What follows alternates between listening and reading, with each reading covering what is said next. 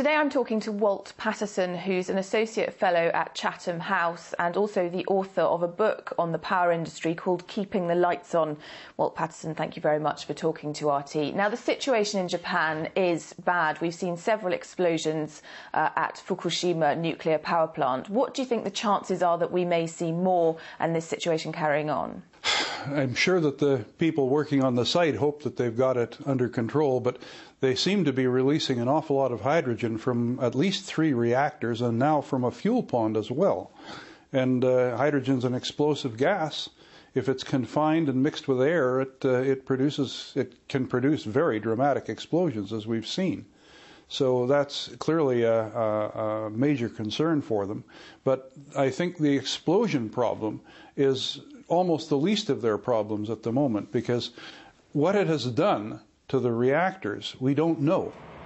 We don't know. It hasn't apparently damaged the containment or the reactor pressure vessels themselves, although I gather there may be a hole in one of the containments at Unit 2.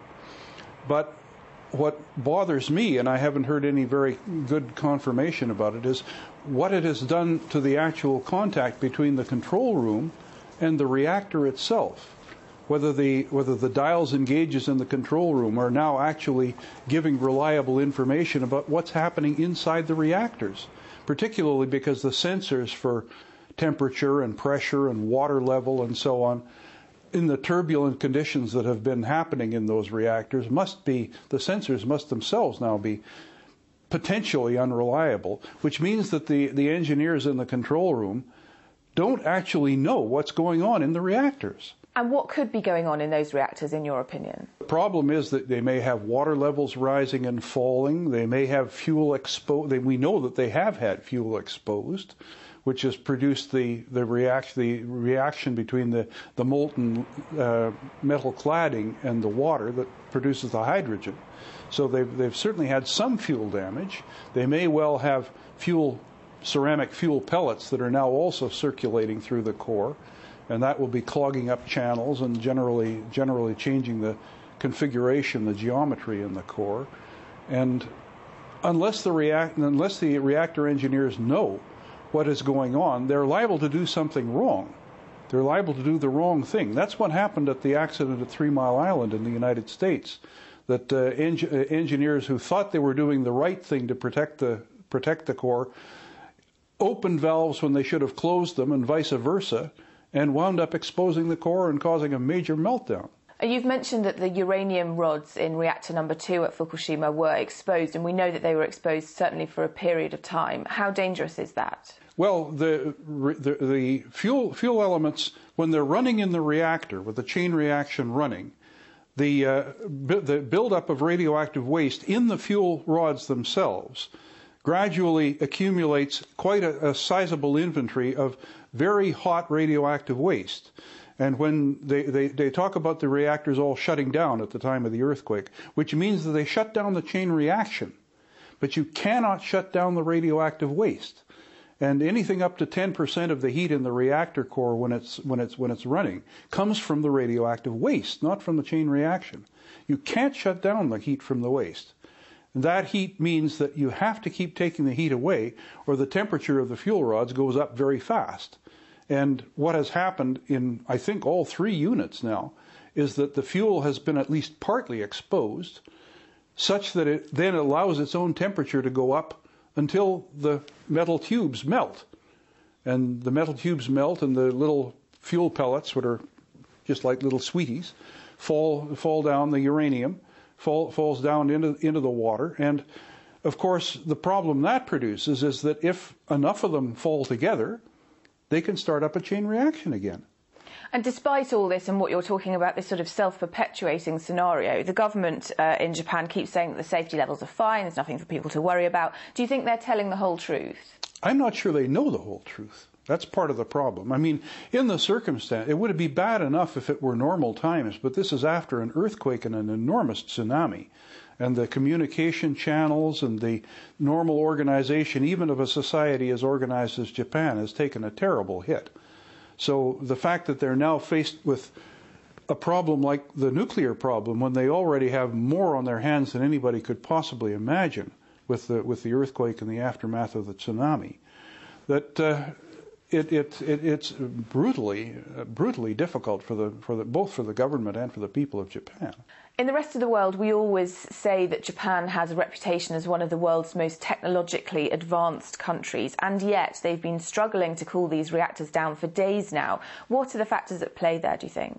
Well, I think one of the factors is that precisely the fact that that nuclear power is a very, very complicated technology, and its track record of actually dealing with some of the implications of the inherent characteristics of this type of reactor is not good. I found last night an article that I wrote nearly 40 years ago describing an intense controversy in the United States about the performance precisely of the so-called emergency cooling systems on water-cooled reactors. And the performance was criticized by independent experts in the U.S., but the then nuclear establishment, the U.S. Atomic Energy Commission, waved the concerns aside. This was at the time when Fukushima 1 was being built. And the same problem is inherent in this kind of reactor, the only kind of reactor that anybody is building now anywhere in the world. These reactors were originally built as power plants for submarines. And obviously the overriding design criterion is that it has to be compact enough to fit inside the hull of a submarine. That means that it has to produce an enormous amount of heat in a very small volume. And the only way that it can do that is with very, very high pressure water, which means in turn that the walls of the reactor, the boiler, the reactor pressure vessel, have to be 20 centimeters thick. And this poses all kinds of safety problems if there is any possibility of the pressure being lost, or even worse, if the pressure vessel itself might happen to be breached. And these are the problems that these engineers are now trying to cope with in Japan. Some commentators and experts are saying that this is starting to look a lot like Chernobyl. What do you think about that?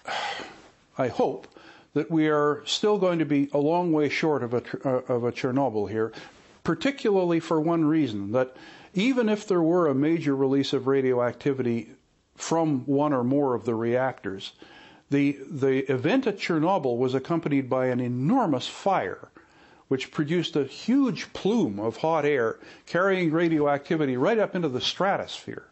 And that radioactivity was then carried all over the planet by stratospheric winds. I think that I can't think of a mechanism that would distribute radioactivity on that kind of scale from anything that could possibly happen at Fukushima. But we have heard that they have already had some fires, including a fire in a fuel pond in which the cooling apparently failed. And any kind of heat source like that will at least produce some kind of updraft to lift some radioactivity of some kind into the upper atmosphere, into the wind where it can be carried some distance.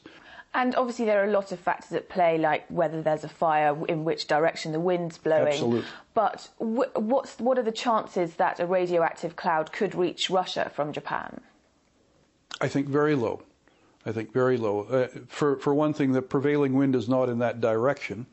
And for another thing, as I say, I can't think of a mechanism that would lift a significant amount of radioactivity high enough for it to travel that kind of distance. So I don't think there's any reason for concern for Russia or for North America for that reason.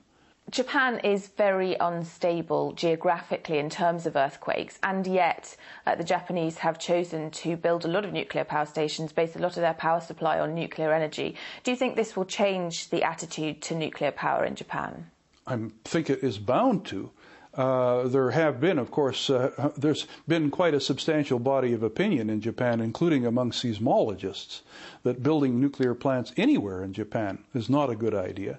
My personal feeling is that building nuclear plants anywhere is not a good idea for basically economic reasons. They are very expensive, they tend to be unreliable, they are a kind of electricity which is very inflexible and difficult for an electricity system to use because you can lose 1,000 megawatts in 2 minutes. In one way and another, I have never been persuaded that the economic case for nuclear power is especially convincing. And in recent years, of course, that has been the major controversy about nuclear power investment all over the world. Private investors do not want to spend money on nuclear plants for quite understandable reasons. They don't think they get their money back. But now the safety issue has come back again, and that will complicate things even further. And of course, we haven't had a big nuclear accident really since Chernobyl, right? Since 1986. And so that people must have been assuming that nuclear power was becoming safer while they were working on it. It's partly that, but I think a much more important factor is that until quite recently, nobody has built any nuclear plants, and not in the West. There have been no nuclear plants ordered in the U.S., for example, since 1978. And every plant ordered since 1974 has been canceled up until the last couple of years, when there has suddenly begun to be a great deal of U.S. government taxpayers' money on offer as subsidies for construction of new nuclear plants. And even that is not persuading the companies in the U.S. to build them. So the reason that people have not been objecting to nuclear power for the past 20 years is that nobody's been building them. So now you're going to get a situation which I think might turn into a rerun of the kind of controversies of the first generation of nuclear plants in the late 60s and 70s, when the public was deeply unhappy about a lot of these plants. And we may well find that happens again. Walt Patterson, thank you very much.